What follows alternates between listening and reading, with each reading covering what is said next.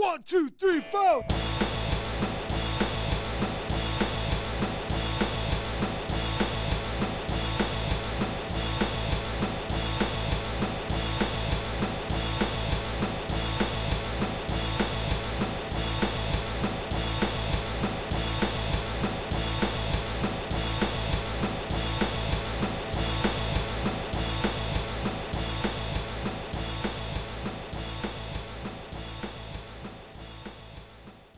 Hey everybody, it's Rocky the Ramone from the Ramone, a one-man tribute band.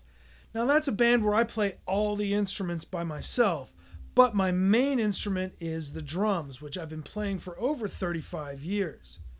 Most of that time has been spent playing progressive music, but I did discover the Ramones about the same time that I discovered Rush. Now here's the thing with the Ramones, I always paid attention to the guitar parts more than the drum parts, and it wasn't until I started the one-man tribute band that I really started to realize, man, it's harder to play these drum parts than you think. There are a few tutorials on the internet about how to play drums like the Ramones, but none of them even gets close to the mark. There is one video called Punk Rock Drumming How Not to Lock Up.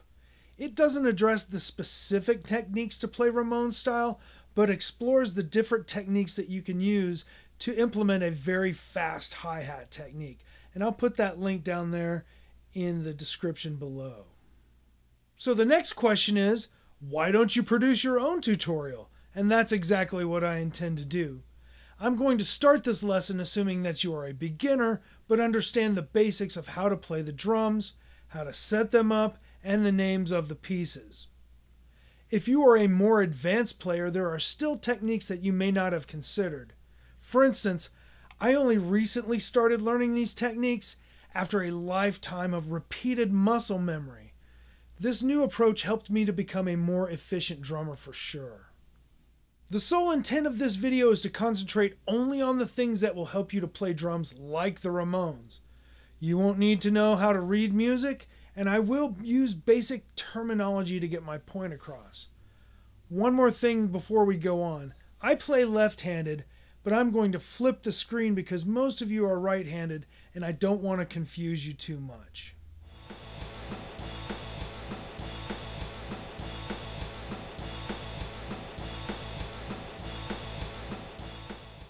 You will only need to know 2 note values and 1 time signature. Of course, that time signature is 4/4, which means 4 beats per minute.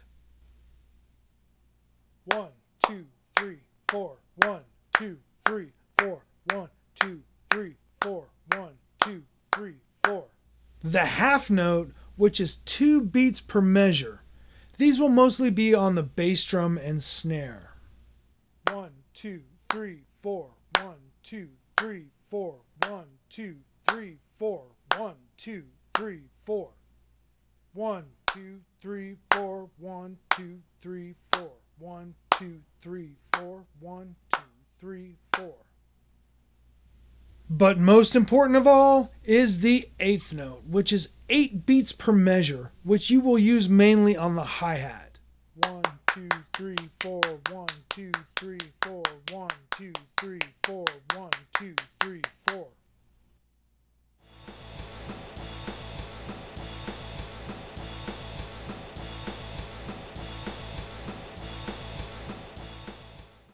The purest example of the Ramones drum style is also the most famous. Blitzkrieg Bop demonstrates the basic Ramones beat. It consists of alternating half notes on the bass and snare with 8th notes on the hi-hat. Here it is stripped down to the basic elements.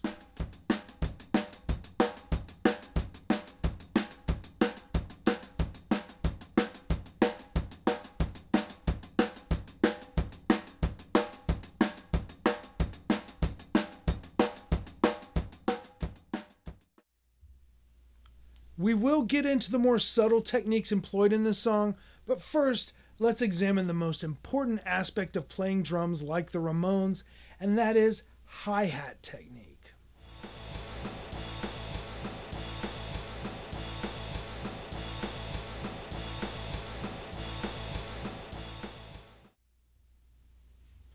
If you look at the other famous punk band at the time, you will see that Paul Cook played more notes on the bass drum, but played mostly quarter notes on the hi-hat.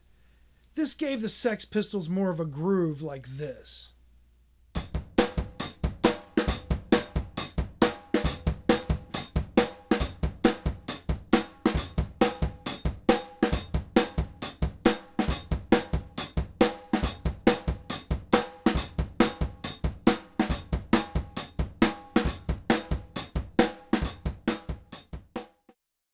Tommy Ramone kept his snare and bass drum parts pretty simple, just like Dee Dee's bass parts. But the most important aspect is that the hi-hat matches Johnny's buzzsaw guitar sound so much that they occupy the same sonic space. This is accomplished by a steady stream of eighth notes on the hi-hat.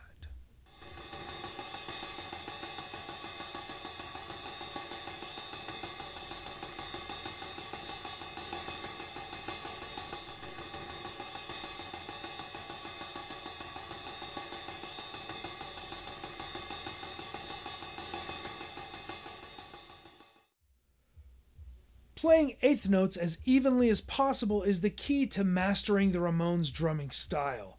There are two different aspects of this approach which will affect your playing. First is the actual texture of the hi-hat pattern, and second is the effect it will have on your endurance. Here's how you count out the typical rock hi-hat pattern.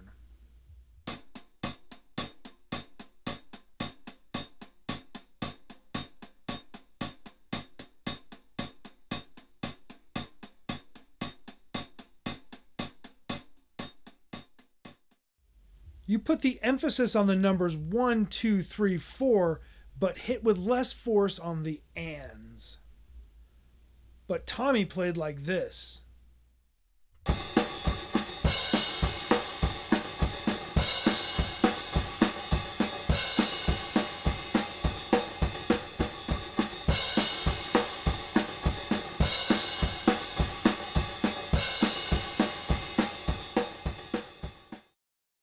If you play the more bombastic style, you will eventually tire and lock up.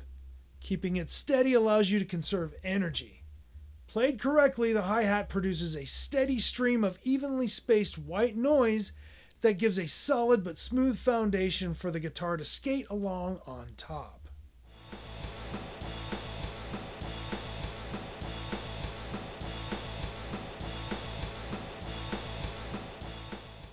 The video I mentioned earlier about how not to lock up explores 3 different techniques that are involved in achieving a fast, even stroke. Moehler technique, which employs a whipping motion to multiply the force of the stroke. This technique is best applied to toms and crash cymbals and is also the kind of beat you'll use in the traditional bombastic rock beat. Using pure Moehler stroke on the hi-hat will lock you up real quick.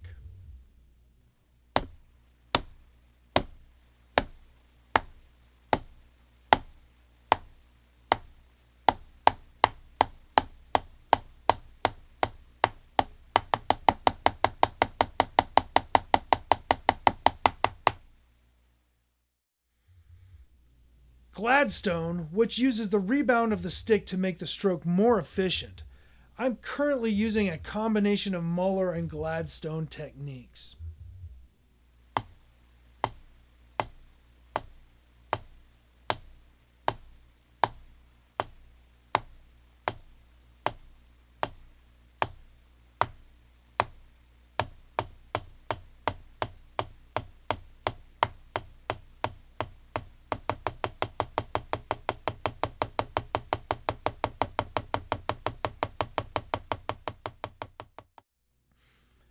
Then there's the push-pull or finger technique. This technique almost completely excludes the wrist and puts all of the emphasis on bouncing the stick off the surface and countering it with just your fingers. As I said before, I have just started to explore this technique, so I am nowhere near being able to use it at higher speeds.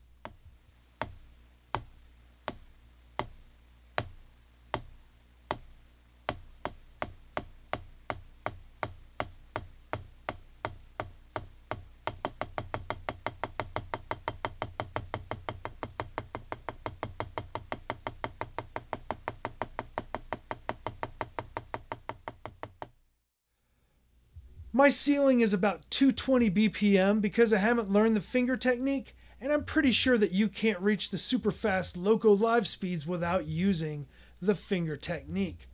But somebody could prove me wrong. As a side note, this is where Marky differentiates himself from Tommy and Richie. If you look at the live footage from the Tommy era, you can see he's only playing the hi-hat with his wrist. From the limited amount of reliable live footage I've seen of Richie, he doesn't use the finger technique either.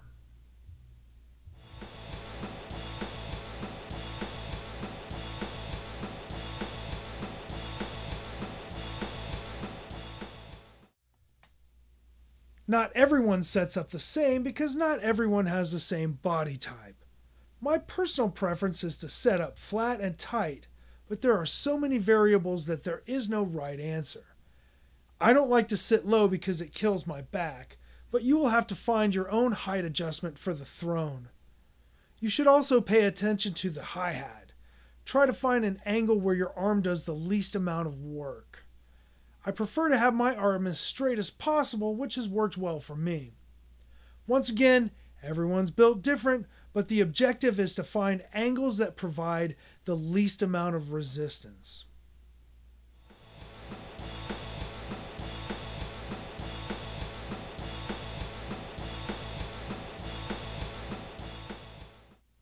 Marky Ramone said, "Let the PA do the work," which means you don't have to beat the crap out of your drums to compete with the other instruments on the stage. Even in your most basic club setups, they will have plenty of PA to go around, and you should let the mics do their job. Your cymbal selection and snare technique can also make a huge difference in volume.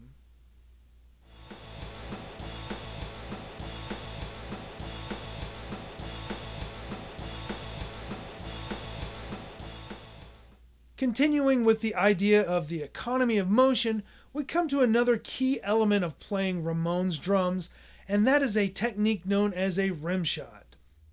The rimshot provides an extra crack. It takes very little effort but yields a very high volume. I prefer to play at a very flat angle, but it is up to you to determine the height and angle of your snare. You can even just play a rimshot with just your wrist and no other arm movement. The most important thing is to be able to play rimshots with both hands so that your fills and accents are even. Also, I really love die-cast hoops because they make rimshots even more powerful, but you can use this technique on any snare.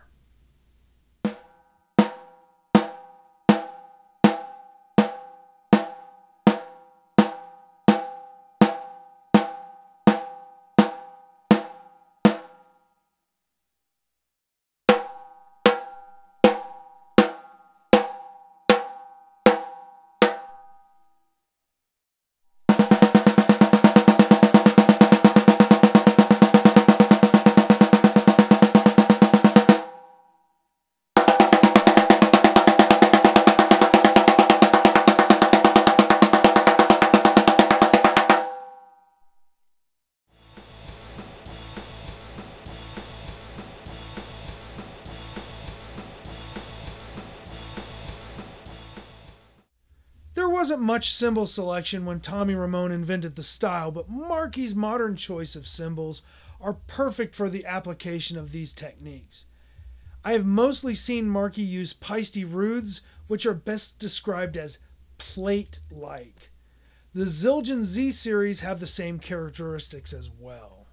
They are mostly attack and not much sustain. You don't need a lot of sustain when you're playing eighth notes at blinding speed. In fact, those musical overtones tend to muddy up the definition and attack of the individual strokes. The hi-hats need very little effort to get momentum going, and you barely need to touch the ride cymbal in order to get that ping sound. There's also that traditional crash to provide more wash. Now, I realize that not everyone has the dough to go out and purchase a new set of cymbals, so here are a few shortcuts.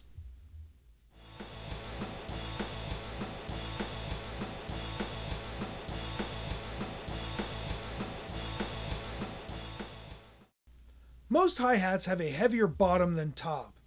All you have to do is flip them upside down to gain more stick definition. Alright, so this is a pair of Zildjian Amir 2 hi-hats, and they are like really budget hi-hats. Interestingly enough, I used these hi-hats for the first round of recordings for the Ramone because they sound really, really hollow and they don't cut very much, which is what they kind of sounded 70s to me. Anyways, I'm getting off topic. So this is what these hi-hats sound like with the regular hi-hat top on top and the bottom on the bottom.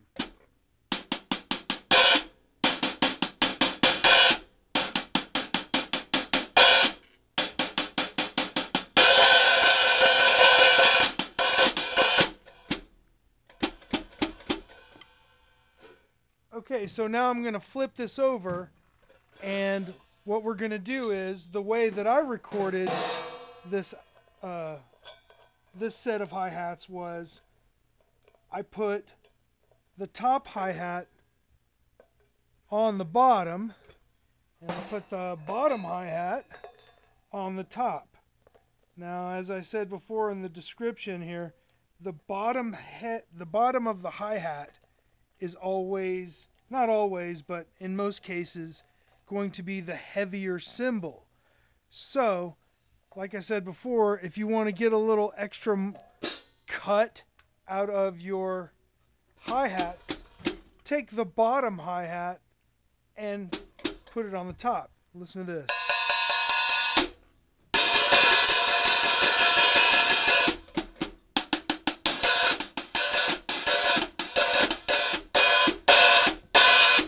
And that's what having a thick hi-hat on the top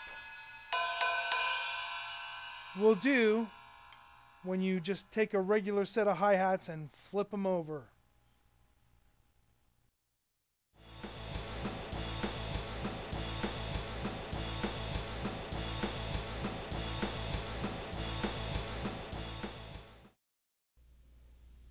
Running a line of tape around the outside edge of your ride cymbal reduces the overtones that interfere with stick definition without sacrificing too much volume. Alright, well this is the underside of my Zildjian Ping ride, and you'll notice that it has tape around the edges, and I put some tape on here. I tried putting more tape, but that was just more than I needed. But once again, if you take tape, put it around the bottom edge of your ride cymbal, you will get a limited ring, but it will also really penetrate. This is what a taped ride cymbal sounds like.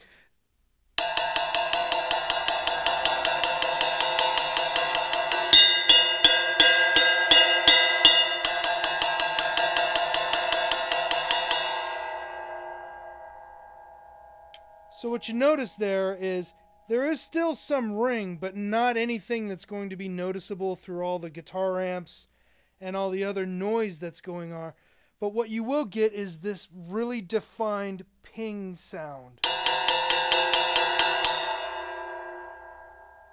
And that's kind of what a Peisty Rude or a Zildjian Z Custom or a Z is going to sound like. Now I'm going to replace that with a regular ride cymbal with no tape on it.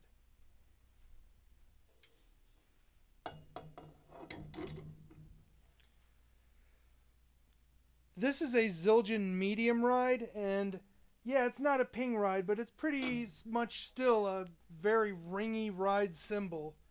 And this is what it sounds like without tape on it.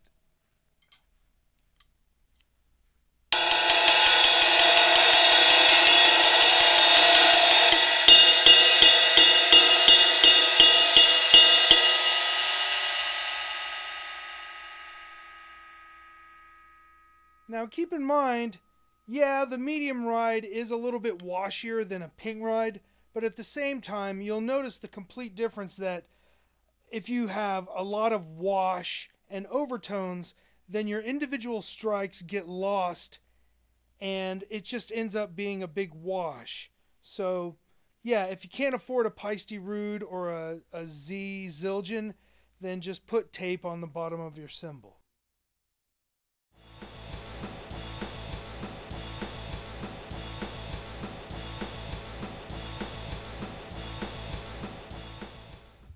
Drums are strenuous enough, but constant eighth note repetition requires a stamina that even most drummers do not possess.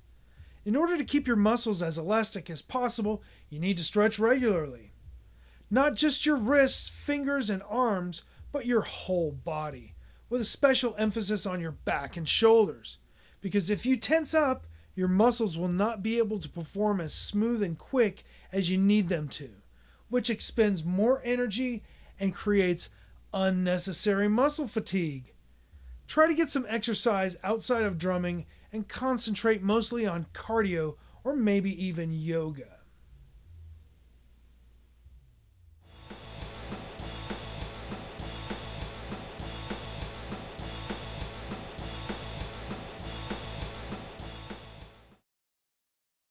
Most people do not have the luxury of being able to play the drums in their homes, but a practice pad is all you really need to get your eighth notes evened out.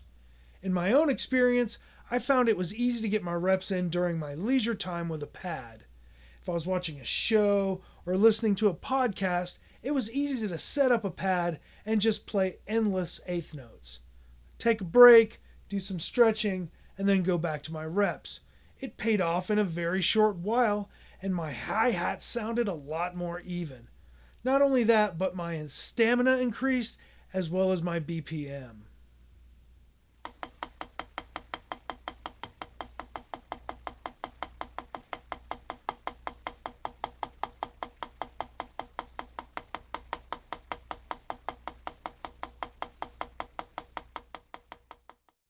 As a side note, there is such a thing as overdoing it. I spent so much time tapping out eighth notes on a pad that it caused small tears in my elbow and shoulder muscles. Had to stop playing for a few months just to let the muscles repair themselves.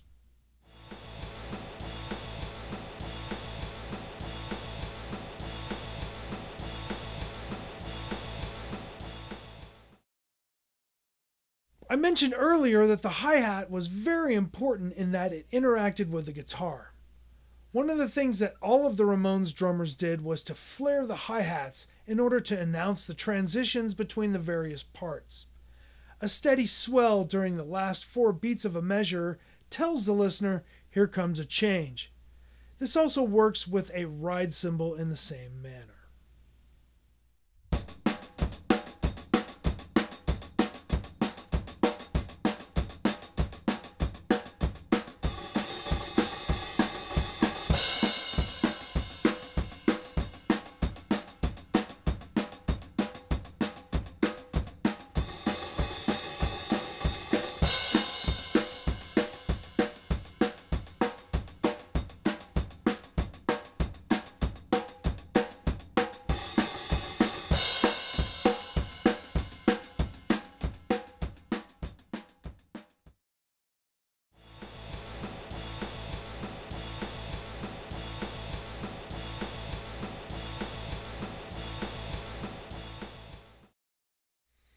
It's pretty hard to keep playing uninterrupted eighth notes for long periods of time.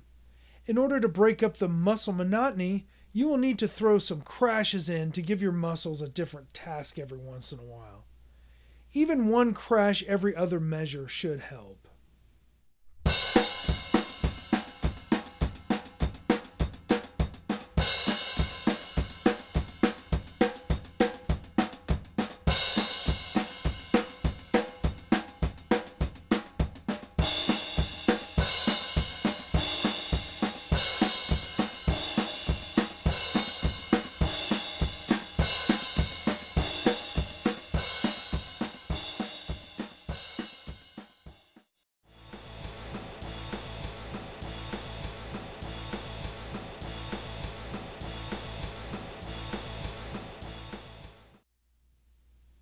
Another technique is to break time in half and play quarter notes.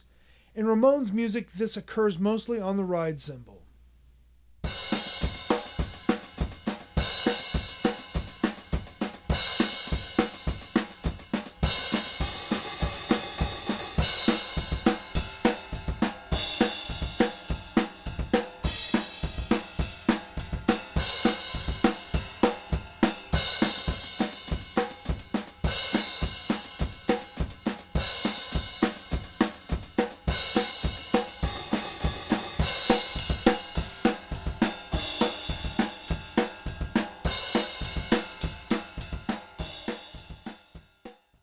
Well, that's the basics when it comes to playing drums like the Ramones. The economical approach to drumming can have a positive impact on every other style you play and can only help you become a more well-rounded drummer. Or you are learning the drums just to play Ramones songs. Either way, I hope I've clarified the essence of the Ramones playing style, and I hope you picked up a few tips after watching this video. Thanks for watching. I'm Rocky the Ramone.